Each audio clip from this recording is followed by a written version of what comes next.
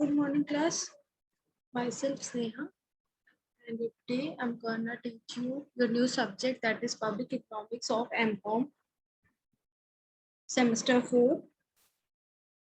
सबसे पहले देख लेते हैं कि हमारा कंटेंट क्या क्या है। यूनिट 1 में हम कौन कौन सी चीजें कवर करेंगे, कौन कौन सा टॉपिक हम यूनिट 1 में कवर करेंगे या कौन कौन से टॉपिक्स हमको पढ़ने हैं। तो सबसे पहले वो देख लेते हैं। सबसे पहले है पब्लिक एक्सपेंडिचर। क्योंकि हम पब्लिक इकोनॉमिक्स पढ़ रहे हैं तो इम्पोर्टेंट हो जाता है कि जितने भी रिलेटेड उनके एक्सपेंडिचर है सबसे पहले हम वो देखेंगे।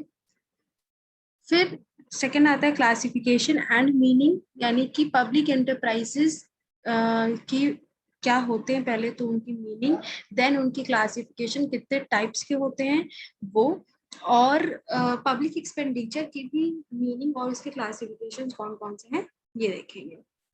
फिर आपका आता है लेविथॉन हाइपोथेसिस। अगेन ये पब्लिक एंटरप्राइज से रिलेटेड है, एक हाइपोथेसिस थ्योरी काइंड ऑफ है। फिर आपका bureaucracy and allocative function model, ये भी पब्लिक एंटरप्राइज का मॉडल है।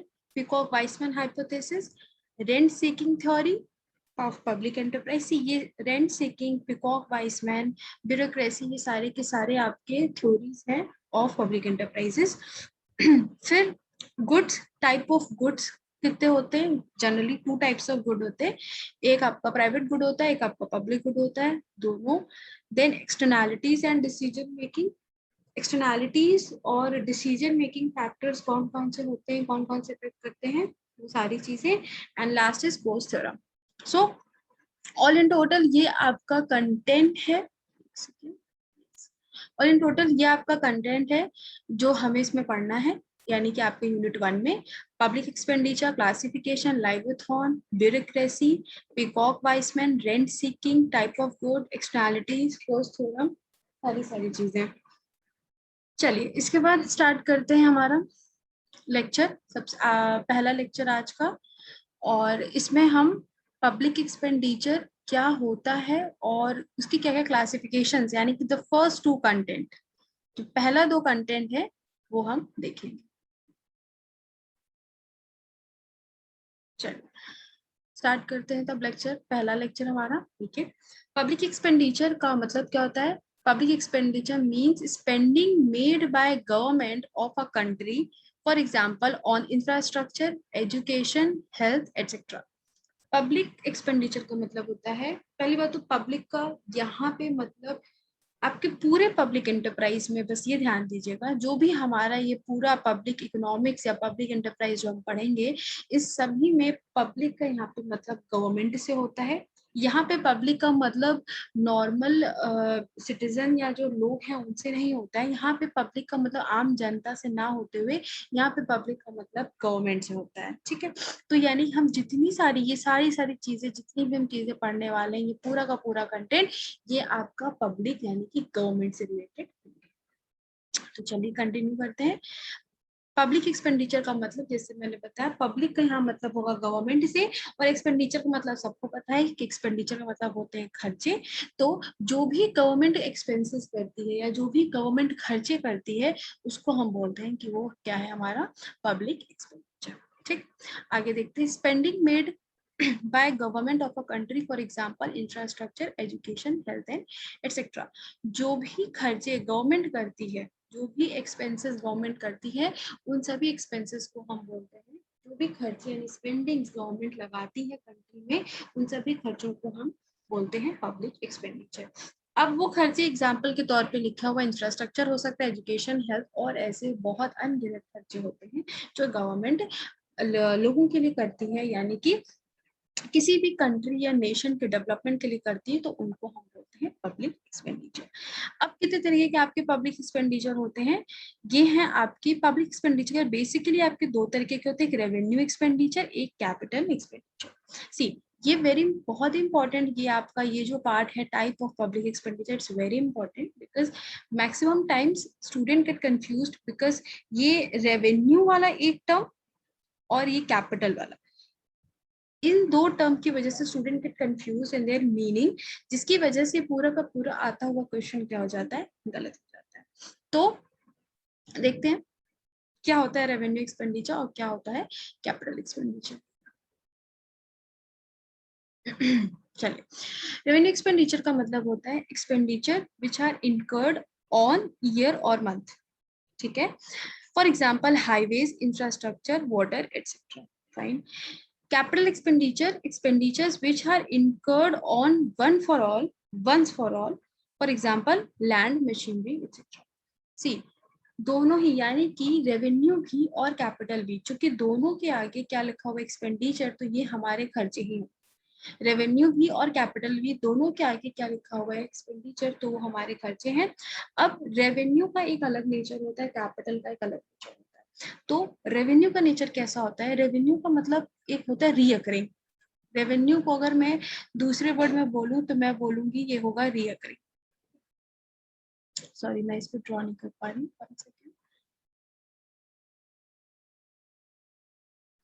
रेवेन्यू का यहाँ पे मतलब होता है सिंपल रीअकरिंग, ठीक। यानी ऐसा कोई भी एक्सपेंडिचर जिसका नेचर बार बार अकर करने वाला है, बार बार जो कि जनरेट होंगे, या ऐसे खर्चे जो बार बार गवर्नमेंट को करने पड़ते हैं ऑन डेली बेसिस और मंथली बेसिस और क्वार्टरली बेसिस। मतलब एक खर्चा एक किसी पर्टिकुलर फील्ड में या एक पर्टिकुलर चीज को लेकर गवर्नमेंट बार बार जब उसमें एक्सपेंसेस करती है, खर्चे करती है, तो हम बोलते हैं वो रेवेन्यू एक्सपेंडिचर हो जाता है। और कैपिटल एक्सपेंडिचर का मतलब होता है जब गवर्नमेंट एक ही बार उस पर्टिकुलर चीज में खर्चा करती है। सी, कैपिटल का मतलब क्या होता है, हम बोले व्हाट इज कैपिटल, तो हम बोलेंगे कैपिटल का मतलब हिंदी में पूंजी होता है। तो एक बहुत ही बिग अमाउंट क्योंकि गवर्नमेंट एक ही बार में जब लगाती है, और उस अमाउंट के बाद गवर्नमेंट को बार बार जब उस पर्टिकुलर चीज के लिए पैसे नहीं लगाने होते हैं, तो हम बोलते हैं कि गवर्नमेंट कैपिटल एक्सपेंडिचर कर रही है। बट रेवेन्यू का नेचर क्या होता है, रिकरिंग नेचर होता है। मतलब ऐसे एक्सपेंसेस जो गवर्नमेंट बार बार खर्चे कर रही है, बार बार एक्सपेंसेस कर रही है, तो उसको हम बोलते हैं कि वो क्या है, रेवेन्यू एक्सपेंडिचर। जैसे कि एग्जांपल, जैसे कि हाईवेज, इंफ्रास्ट्रक्चर, वाटर, ऐसे बहुत सारे। जैसे अगर हम बात करें पहला एग्जांपल हाईवे, तो इसमें ये हाईवे का कंस्ट्रक्शन रेवेन्यू कैसे हो सकता है। अगर गवर्नमेंट हाईवे को कंस्ट्रक्ट कर रही है तो क्वेश्चन इज कि कैसे हाईवे का कंस्ट्रक्शन रेवेन्यू हो सकता है। बिकॉज उस हाईवे को कंस्ट्रक्ट करने के लिए भी गवर्नमेंट क्या कर रही है, अपना कैपिटल लगा रही है, अपनी पूंजी लगा रही है, एक हैवी अमाउंट इन्वेस्ट कर रही है। तो अगर जब गवर्नमेंट हैवी अमाउंट इन्वेस्ट कर रही है तो वो हमारा रेवेन्यू एक्सपेंडिचर कैसे हो सकता है। सो इस चीज में हमें यह ध्यान देना होता है, इन सारे सीन में हमको ये ध्यान देना होता है कि जब गवर्नमेंट एक बार किसी चीज को बनाने में या कंस्ट्रक्ट करने में जब गवर्नमेंट एक बार पैसा लगाती है, तो उसको हम बोलते हैं कि गवर्नमेंट ने कैपिटल एक्सपेंडिचर किया।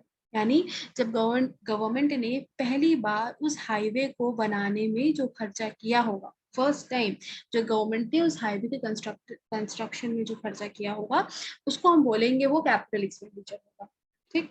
यानी कि वेरी फर्स्ट टाइम गवर्नमेंट ने जब हाईवे को बनाया तो वो कैपिटल एक्सपेंडिचर। बट अब गवर्नमेंट उस हाईवे को बार बार मेंटेन करने के लिए, बार बार उसके मेंटेनेंस के लिए, उसमें कोई भी ब्रोकेज हो रहा है या किसी तरीके की चीजें डैमेज हो रही हैं, उन सारी चीजों को फिर से रीजनरेट करने के लिए, रीस्टैब्लिश करने के लिए गवर्नमेंट जितने खर्चे करती है, तो वो सारे खर्चे रेवेन्यू एक्सपेंडिचर में आ जाते हैं।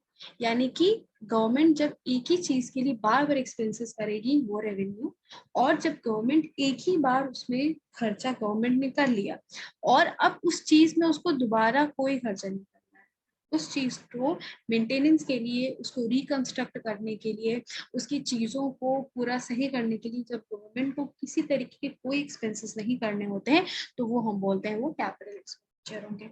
और बट उसी चीज को बार बार रिकंस्ट्रक्ट करने के लिए, उसको सही करने के लिए जब बार बार वो खर्चे करेगी, तो हम बोलते हैं वो क्या है, रेवेन्यू एक्सपेंडिचर। यानी कि ऐसा नहीं है कि हाईवे को बनाने में, इंफ्रास्ट्रक्चर को प्रोवाइड करने में, वाटर सप्लाई करने में गवर्नमेंट की कैपिटल ही लगती है। बिल्कुल इन सब में गवर्नमेंट की कैपिटल लगती है, but because of its regenerating nature, बार बार इसमें एक्सपेंसेस जो बार बार उसको मेंटेन करने के, उनको मेंटेनेंस के जो बार बार एक्सपेंसेस होते हैं, उसकी वजह से ये क्या हो गया, ये रेवेन्यू एक्सपेंडिचर में आ गया है। बट अगर इसमें सिर्फ एक बार ही अगर गवर्नमेंट को एक्सपेंस करना होता या सिर्फ एक बार गवर्नमेंट को खर्चा करना होता तो ये कहीं से भी रेवेन्यू एक्सपेंडिचर नहीं होता। रीजन बिकॉज बार बार गवर्नमेंट इसको मेंटेन करने को और इसको रीस्टैब्लिश करने के लिए गवर्नमेंट बार बार जब खर्चे करती है तो हम बोलते हैं कि ये क्या है, रेवेन्यू एक्सपेंडिचर। ये उनके रेवेन्यू एक्सपेंसेस यानी रीअकरिंग एक्सपेंसेस में से आ जाता है। Capital expenditure which are incurred once for all, यानी कि ऐसे एक्सपेंसेस जो सिर्फ एक ही बार खर्चे हुए हैं, एक ही बार खर्च हुए हैं। बिग अमाउंट या एक ह्यूज कैपिटल जब एक ही बार गवर्नमेंट खर्च कर देती है तो हम बोलते हैं वो कैपिटल एक्सपेंडिचर है। ठीक, जैसे कि गवर्नमेंट कोई लैंड अगर खरीद रही है, गवर्नमेंट कोई लैंड परचेज कर रही है या कोई मशीनरी परचेज कर रही है या कोई एसेट परचेज कर रही है तो हम बोलेंगे वो क्या हो जाएंगे, कैपिटल एक्सपेंडिचर। यानी कि ऐसे खर्चे जो गवर्नमेंट को सिर्फ एक ही बार करने पड़े हैं, जिस ऐसे खर्चे जो गवर्नमेंट सिर्फ एक बार कर रही है वो क्या हो जा रहा है, हमारा कैपिटल एक्सपेंडिचर। ठीक, आई होप ये आपको रेवेन्यू और कैपिटल के बीच में डिफरेंस क्लियर हुआ हो कि रेवेन्यू क्या होता है। Revenue are is revenue and are से रिकरिंग, यानी ऐसे एक्सपेंसेस जो बार बार रिकर हो रहे हैं, बार बार खर्च हो रहे हैं, वो आपके रेवेन्यू एक्सपेंडिचर हो जाते हैं। और ऐसे खर्चे जो सिर्फ गवर्नमेंट एक ही बार कर रही है, उसको दोबारा उसमें किसी तरीके का कोई खर्चा नहीं करना पड़ा है, वो आपकी कैपिटल एक्सपेंडिचर। आइए नेक्स्ट बढ़ते हैं आगे। इसके बाद हमारे आते हैं दो तरीके के हमारे गुड्स होते हैं जो मैंने बताया। आपका होता है सबसे पहले public good and the another one is private good. Goods economy में दो तरीके से यानी कि दो प्रोसेस में जनरेट होते हैं, एक पब्लिक गुड्स के थ्रू होते हैं और एक प्राइवेट गुड्स के थ्रू। आइए देखते हैं पब्लिक गुड्स में क्या है। Introduced by Paul Samuelson, public goods include all public sector and state sector. A public good is a good that can be consumed by everyone and are non-rivalry। यानी कि public goods, पहली बात तो ये concept दिया था Paul सैमुएल्सन ने। He is one of the very great economist जिन्होंने बहुत सारी चीजों में इनका कंट्रीब्यूशन रहा है उसको इंट्रोडक्शन करने में, एंड उन्हीं में से एक है हमारा पब्लिक गुड। यानी कि पब्लिक गुड्स इंट्रोड्यूस हुआ था पॉल सैमुएल्सन द्वारा। और इनके अकॉर्डिंग पब्लिक गुड्स क्या है, पब्लिक गुड्स ऐसे गुड्स होते हैं जिसमें पब्लिक सेक्टर और स्टेट सेक्टर दोनों आती है। पब्लिक सेक्टर मींस जो आपकी सेंट्रल गवर्नमेंट होती है, that is your public sector. और स्टेट सेक्टर आपकी होती है जो राज्य सरकार होती है, यानी कि बोथ सेंट्रल एंड स्टेट दोनों ही जो गुड्स प्रोड्यूस करती हैं। और दोनों ही सेक्टर के जो गुड्स को जब हम इंक्लूड करते हैं, यानी कुछ पब्लिक मतलब कुछ स्टेट गवर्नमेंट प्रोड्यूस करेगी, कुछ सेंट्रल गवर्नमेंट प्रोड्यूस करेगी, और जब हम दोनों को इंक्लूड कर देते हैं तो वो हमारा पब्लिक गुड्स होता है। A public good is a good that can be consumed by everyone and are non-rivalry। Rivalry का मतलब क्या होता है कि जो कॉम्पिटिशन्स होते हैं, राइवलरी को अगर मैं सेकंड नेम दूं तो राइवलरी का मतलब होता है कंपटीशन। तो जो भी कॉम्पिटिशन्स जो नहीं होते हैं कंपटीशन, यानी कि ऐसे गुड्स जो आपस में किसी तरीके का कोई कंपटीशन नहीं कर सकते हैं, उनको हम बोलते हैं नॉन राइवलरी। तो पब्लिक गुड्स वो सारे गुड्स आएंगे इस कैटेगरी में जिन गुड्स में आपस में किसी तरीके का कोई भी कंपटीशन नहीं है। ऐसे गुड्स जिसमें किसी तरीके का कोई भी कंपटीशन नहीं है, वो हमारे क्या हो जाएंगे, पब्लिक गुड्स। ठीक, इसके बाद आते हैं पब्लिक गुड्स में give rise to free rider problem. A free rider is a person who receive the benefit of good without paying for it। See public good मैंने बताया यानी कि कोई भी किसी ऐसे गुड्स जो आपस में जिनका कोई भी कंपटीशन नहीं है। यहाँ पे एक चीज बहुत ध्यान देने वाली है कि आपको पता होना चाहिए कि गुड्स में, यानी कि जितने भी गुड्स मार्केट में अवेलेबल होते हैं या लोगों को मिलते हैं, तो उनके बीच ऐसा कौन सा फैक्टर है जो कि कंपटीशन क्रिएट करता है, राइट। अगर मैं बोल रही हूँ कि गुड्स क्या है, नॉन राइवलरी है, इसका मतलब क्या हुआ, क्यों क्या है, उनके बीच में कोई कंपटीशन नहीं है। तो the important question come here is कि ऐसी कौन सी चीज है जिसकी वजह से गुड्स में कंपटीशन नहीं होता है, या ऐसी कौन सी चीज है जिसकी वजह से गुड्स में कंपटीशन होता है। तो very important element here that comes is price. Price एक ऐसी चीज है, प्राइस एक ऐसी चीज है जिसकी वजह से किसी भी गुड्स में कंपटीशन हो भी सकता है और किसी गुड्स में कंपटीशन नहीं भी हो सकता है। जो कि मैंने स्टार्टिंग में बोला कि पब्लिक गुड में क्या आएगा, गवर्नमेंट यानी कि स्टेट और स्टेट एंड सेंट्रल दोनों सेक्टर्स यहाँ पे आएंगी। तो इसका मतलब कि दोनों सेक्टर्स जो हैं अपने गुड्स को एक ऐसे प्राइस पे बेचती होंगी या एक ऐसे प्राइस पे सेल करती होंगी जिसमें किसी तरीके का कोई डिफरेंस हम नहीं स्टैब्लिश कर सकते। मतलब ऐसा प्राइस स्ट्रक्चर होगा जो कि बिल्कुल भी कंपटीशन वाला नहीं होगा। यानी अगर हम बोले कि पब्लिक सेक्टर का कोई गुड या स्टेट सेक्टर का कोई गुड होगा, उन दोनों के जो प्राइस होंगे वो क्या होंगे, ऑलमोस्ट सेम। ठीक, तो that is your public good, यानी कि ऐसे गुड जो कि नॉन राइवरी होते हैं। और नॉन राइवरी क्यों होते हैं, क्योंकि आप गुड्स के बीच में प्राइस, किसी भी तरीके का प्राइस में कोई भी डिफरेंस आप नहीं पाएंगे।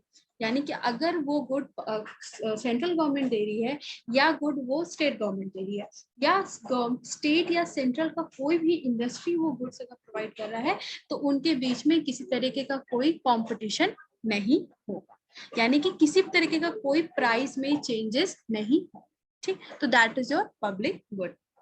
आगे आते हैं, पब्लिक गुड में give rise to free rider problem. ठीक है, फ्री राइडर क्या होता है, एक यहाँ पे एक इंपॉर्टेंट एक और क्वेश्चन बन के आता है कि व्हाट इज फ्री राइडर। तो देखते हैं, a free rider is a person who receives the benefit of good without paying for it। Free rider एक ऐसा पर्सन है जो कि फ्री राइडर एक ऐसा पर्सन है जो कि गुड्स की बेनिफिट रिसीव करता है विदाउट पेइंग फॉर इट। यानी कि आप किसी तरीके का कोई पैसा नहीं पे कर रहे हो और आप उस गुड से रिलेटेड जितने भी बेनिफिट्स हैं वो सारे क्या कर रहे हो, रिसीव कर।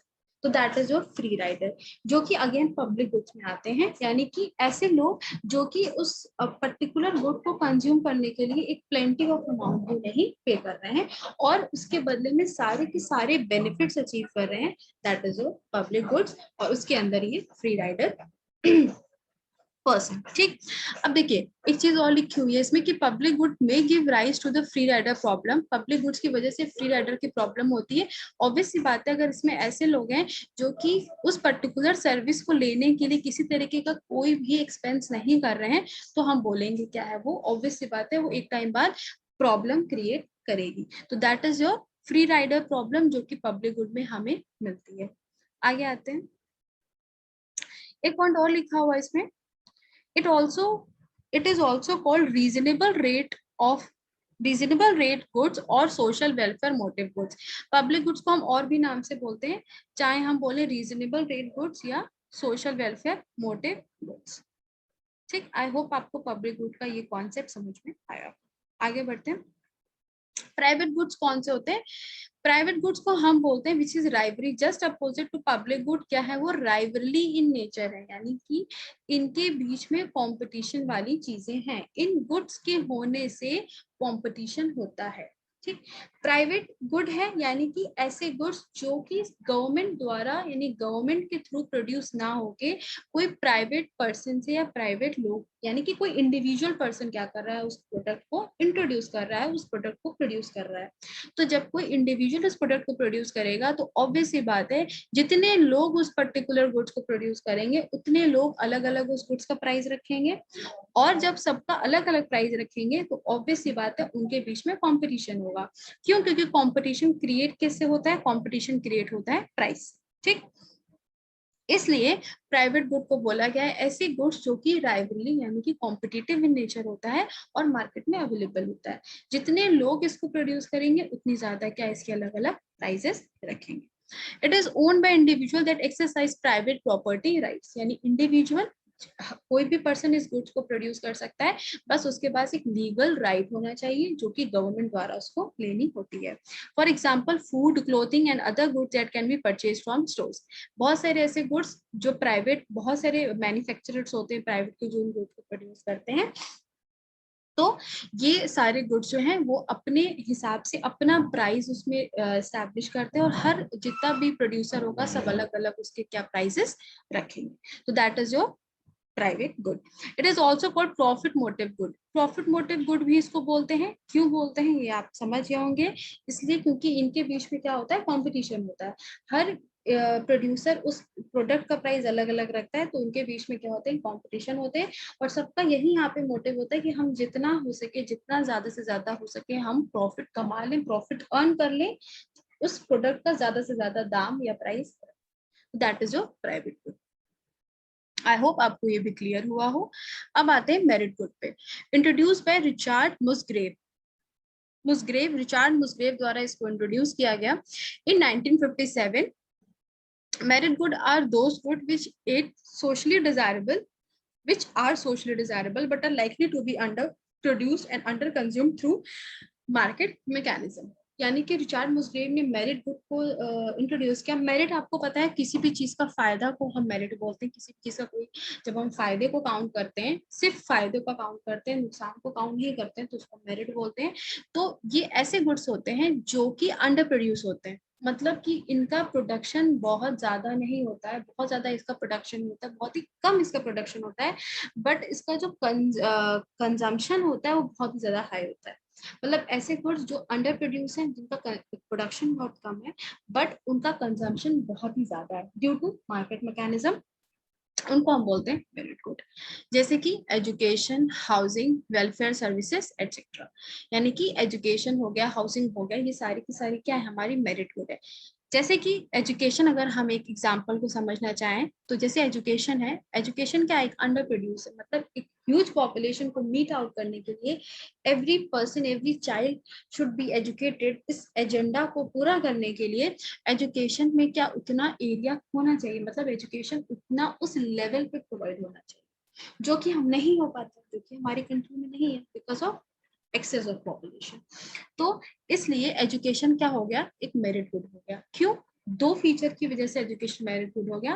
पहला ये कि वो एक अंडर प्रोड्यूस है, यानी कि एक ह्यूज पॉपुलेशन को मीट आउट करने के लिए वो अंडर प्रोड्यूस हो गया, वो बहुत ही कम उसका प्रोडक्शन है अकॉर्डिंग टू और इन कंपैरिजन टू पॉपुलेशन। और सेकंड फीचर इसका हो जाता है कि बहुत सारे हैवी इसके डिमांड है, लाइक कि इसका प्रोडक्शन बहुत कम है बट ये बहुत ही ज्यादा लोगों द्वारा क्या होता है, कंज्यूम किया जाता है। तो इसलिए एजुकेशन क्या है आपका मेरिट गुड। यानी कि merit good are those goods which are under produce, यानी कि जिनका प्रोडक्शन बहुत कम होता है बट उनका जो कंजम्पशन होता है वो बहुत हाई लेवल पे होता है, और इतना हाई लेवल पे होता है कि पूरी की पूरी पॉपुलेशन जो है उसको मीट आउट भी नहीं कर पाती है।